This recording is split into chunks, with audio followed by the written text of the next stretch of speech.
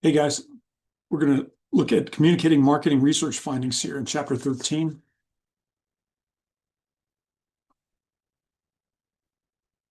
We talk about marketing research reports. There are four objectives here. You want to communicate the findings, the logical recommendations, establish the credibility of your project, and then serve as a future reference document.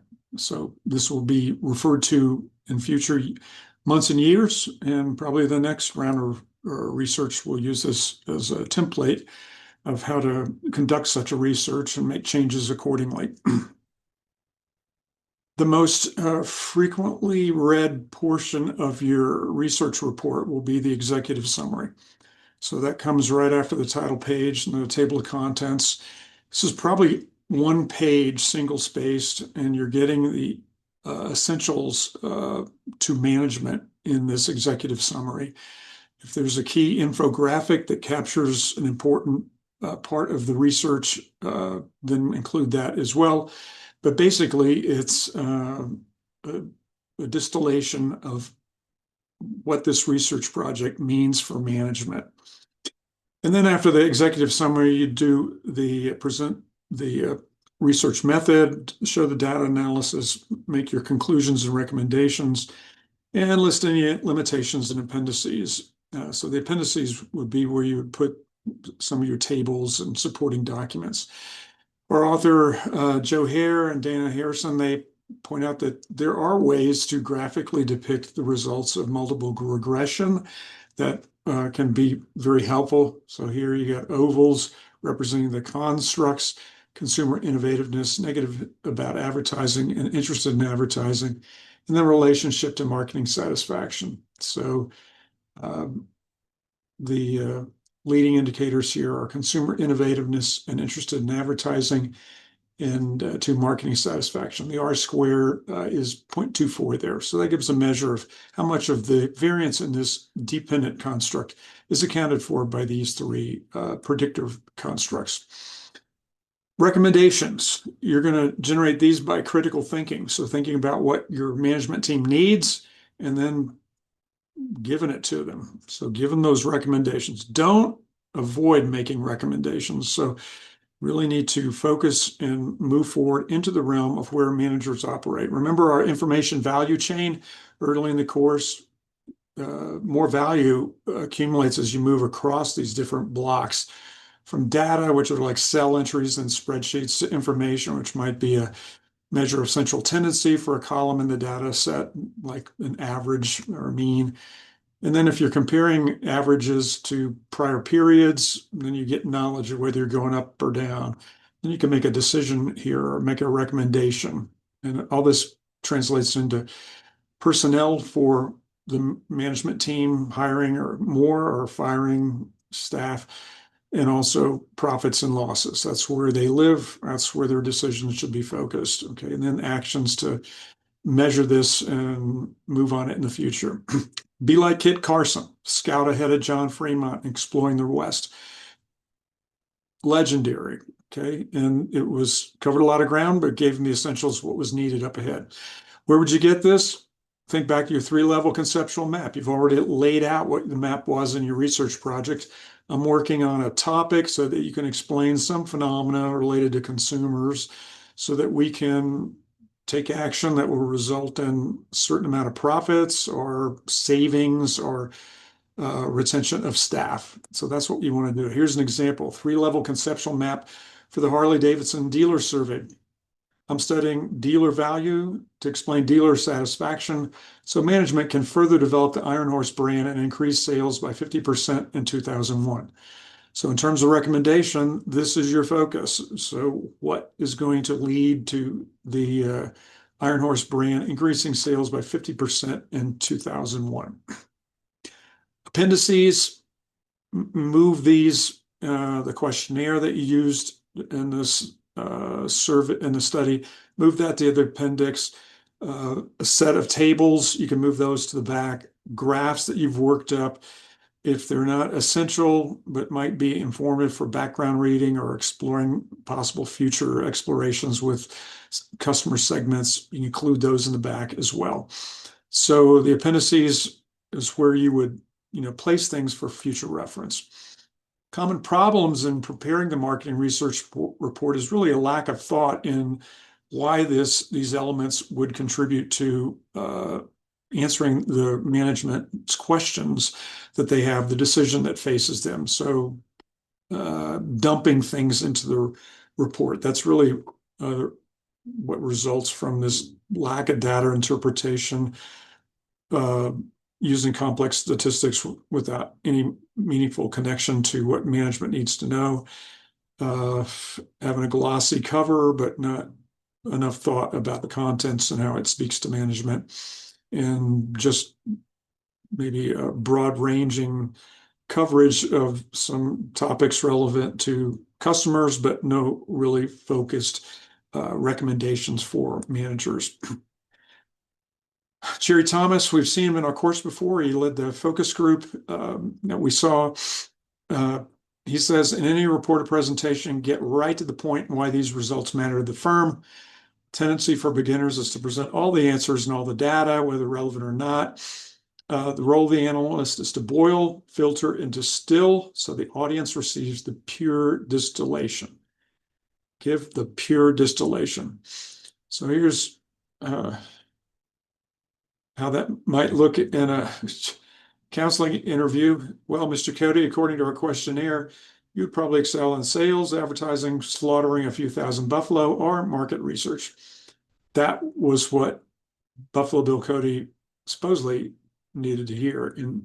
But Buffalo Cody, actually, he was the most famous person on the planet because he moved from provisioning for the Kansas Pacific Railroad to putting the Wild West on the stage. So he moved into entertainment, and this captured the imagination of millions around the world, in the East Coast and Europe, about 1900. He was a remarkable Wyomingite. Some thoughts on presentations here. Okay, we have an American style versus European style. The American style of presentation is to present the recommendation first. And this takes some nerve, but this is what management needs to hear. So cut to the chase. The European style is to basically review how the study was conducted, and then finally get to the final slide, which is the recommendation. And I'll be brief. If you're talking to American executives, they probably want the bottom line up front, and that's the proper way for business writing in our business culture. If you're in Europe, then they're going to want a more structured presentation that ends with the recommendations, the bottom line. The executive summary, that's going to be read the most. Make it excellent and review it. It might be the last step in your research project, but make that concise and pop with what really matters to management. Here's an example from Burger King researchers. And it's the way it played out in a study. They say use focus on one message, 3 to 5 key supporting themes. Thinking about relationships. Okay, so the data point and a data point's the source of the message here. So whether you're going to use quantitative or qualitative research, you should have supporting arguments, and then really the burden of proof. You're arguing for your message throughout your presentation. With regards to grouping and summarizing the outputs, you should group them so management is doing one section of the report and thinking about that topic, and then moving on after summarizing to the next part of this study. So you want to address these why reasons for your main message, and then how will management move to accomplish what needs to be done. Those are your recommendations. So here's an example of this message structure about the Burger King in the marketplace here. So the why is the growth of the Mexican casual dining market is currently growing at 25%, expected to continue to grow. Burger King possibly associates this impact to their own dining facilities. And so the how would be Burger King should offer Mexican casual dining options from $9 to $12 on their menu. So that is the recommendation here, the how. So you get the why and the how as well. So the main message here, limited to 30 slides. And they should be focused on that punchline or that bottom line recommendation, that action that management needs to take, recommendations on how to do it. They don't need to be the exact precise steps that management should take, but it's a recommended path. So it helps them begin a discussion or working with others in their management team to move forward on these. So they got something to shoot at, or at least to work with, develop in the future. So do your research and analysis, structure your study, and then show the story in a well-crafted document and presentation. One main message on each page, link in the overall story supporting your overall main messages. Those pages go across. It's the way they might look in text form. You can have tables that look like this, quantitative charts, and then conceptual visuals. You would prefer graphic images over tables. And if you give it some thought, you can render tables into graphic forms that are easy for management to understand and carry away and actually copy and paste in emails and documents to others.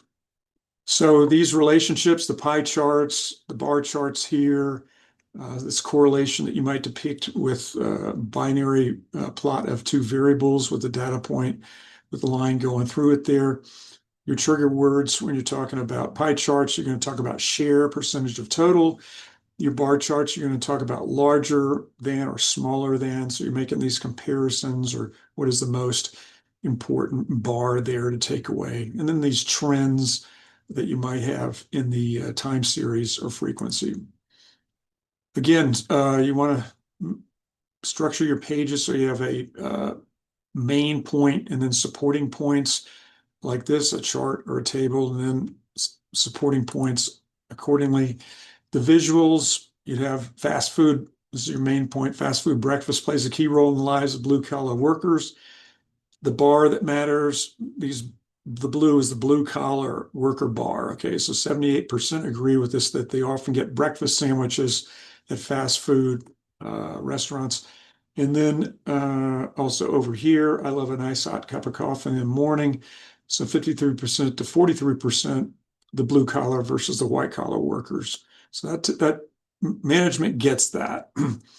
So crafting your project presentation, again, you're at the supporting points here. You want to have these goals or in a clear single message, 3 to 5 supporting themes, and then selected research to support each of those things. Questions, that's the way you would end your presentation. So if you do these things, you're going to be engaging management well. You'll be able to brief them concisely. CEOs at major corporations like Ford Motor Company, they're used to only having appointments to discuss issues that last 11 minutes. So you need to make your presentations concise, bring that bottom line right up front so that management can understand where the rest of this discussion might lead, and then they can work with that more effectively. I look forward to seeing your presentations in our class soon. Thanks.